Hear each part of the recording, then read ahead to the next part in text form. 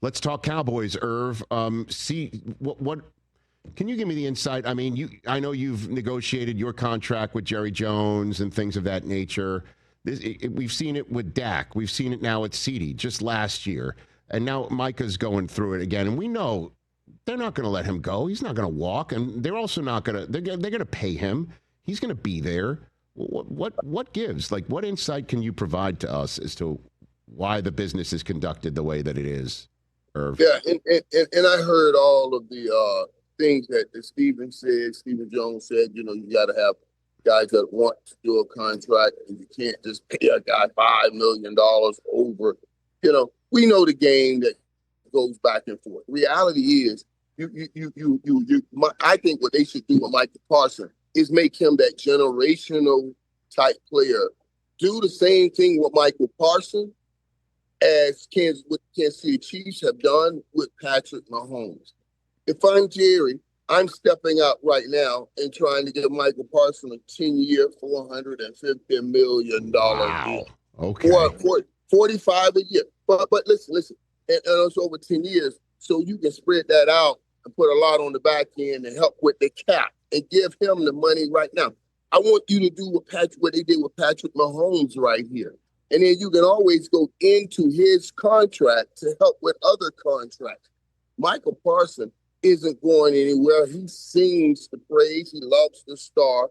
And he's a great, great player to have for the star. I don't understand it. That I understand. You got Michael Parsons supposed to be done right now. That's the disappointing part. And that would be a great part. Right now, if the Cowboys had Michael Parsons done, it would be full steam ahead going into the season. Jerry has to be careful because you don't pay Michael Parsons. Then after you alienated somewhat Trayvon Diggs by even bringing out that he's getting his money deducted. I thought you should have just left that in-house. Just deduct the $500,000 and leave the rest in-house. You don't have to tell the media. Because now, the next day, I see Michael Parsons and Trayvon Diggs together, standing, talking about Michael Parsons saying, I want my money. 3 days before that, he was saying, I'm good, I'm taking my time, I'm okay, things are worked out. And then, 3 days later, he was singing a different tone. Jerry has to be careful about that. I agree with you. In the meantime, though, you know how teams grow and how, chemistry blossoms at any given moment in training camp. Yesterday, there was, while you were probably flying to Chicago, there was a fight in Oxnard.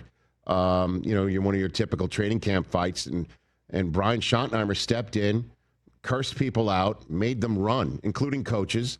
CeeDee Lamb was asked after practice, like, what did Schottenheimer say? And he said the PG version was essentially, do you want to be champions? And how there's a disciplinary factor here. There's more discipline in this training camp, then that's what the team's been needing, that it's been more discipline issues in terms of talent. And I'm wondering how you think that lands, Irv. Listen, that's the song that I've been on a microphone trying to sing like a young Diana Ross for a long time. You're absolutely right, Rich. And let's be real, Rich. You can't leave Saturday afternoon, leave practice, and show up at the game 3 p.m. the next day and think you're going to be, disciplined and everything, while the other guys, they've been eating, sleeping, and literally doing football. You know what I'm saying? You can't just show up. So he's right. He has to put discipline on this team.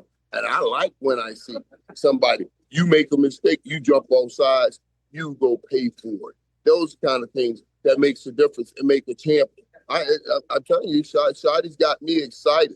He's creating competition under pressure all the time in every aspect of this football team.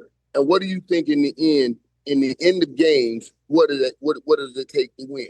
Competition, and you're going to be playing that competition under pressure. So creating it in practice in every way helps win games, and he's doing that. So I'm excited about it. That's why the Micah Parsons thing is even bigger.